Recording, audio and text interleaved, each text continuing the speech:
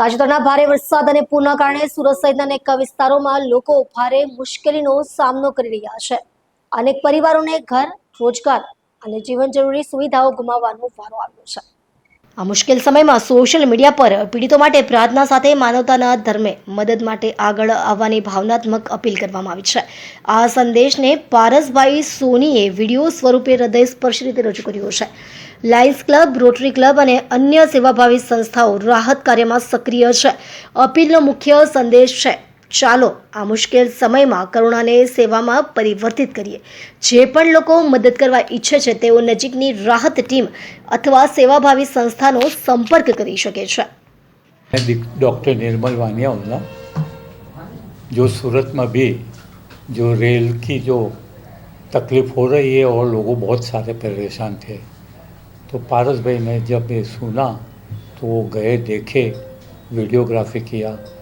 मैंने भी कई कई जगह पे देखा और सुना, तो मुझे भी लगा कि ये बहुत ही ख़राब, मानो कि बहुत अच्छी बात नहीं है. लोग बहुत ही परेशान हैं. अभी मेरा तो पेशा है कि जब ऐसा कुछ होता है तो बहुत दुख होता है, तो मैंने अपने भाव से एक गीत लिख दिया और पारस भाई को भेजा. पारस भाई ने बहुत अच्छी तरह से उसको, एक जो सिंगर है अपने मेकवान भाई, उसको बुलाए और उसके पास उसका रिकॉर्डिंग करवा लिया और बाद में उनसे वीडियो बनाया. और जो वीडियोग्राफी भी इतनी बड़ी बनाई कि हमको सबको पता चले बिल्कुल 100% कि they all are in a great trouble. सबके पास वो जो सब पैसे थे, सब मशीन थे, खाना पीना कुछ मिलता नहीं था, बच्चे लोगों निकलते नहीं घर से, कहीं तो घर छोड़ के चले गए थे.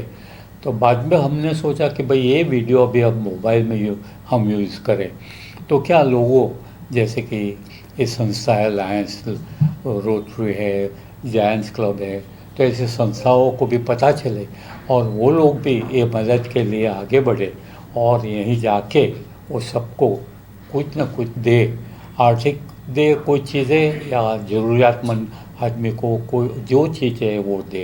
ये ध्यान में रख के हमने ये वीडियो बना के मोबाइल पे रखा है.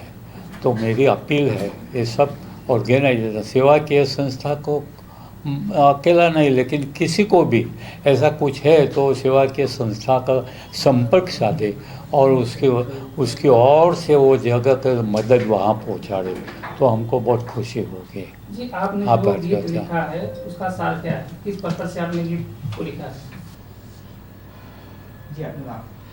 મારું નામ પારસ સોની અને મારો પારસ મ્યુઝિક રેકોર્ડિંગ સ્ટુડિયો વરાછામાં છે. અમે ઘણા સમયથી આવા ગીતો બનાવીએ છીએ. એ દરમિયાન હમણાં જ્યારે 2 દિવસ પહેલાં સુરતમાં પૂર આવ્યું, તો એના મેં અમુક વિડીયો ક્લિપ રસ્તામાં આવતી વખતે સાહેબને મોકલ્યા, ડૉક્ટર નિર્મલ વાણિયાવાલાને. તો એના પરથી એમને પોતાને ઘણું મન દુઃખ કે જે પણ થયું, તો એમણે તરત આ ગીત મને લખીને મોકલ્યું. તો એ ગીતનું અમે તરત જ સિંગરને બોલાવીને રેકોર્ડિંગ કર્યું. ઘણા લોકો મિત્રો, તમારા જેવા પત્રકાર મિત્રોએ પણ અમને કોઈક બાઇટ્સ આપ્યા. એ બધું એડ કરી એક સારું ગીત બનાવ્યું.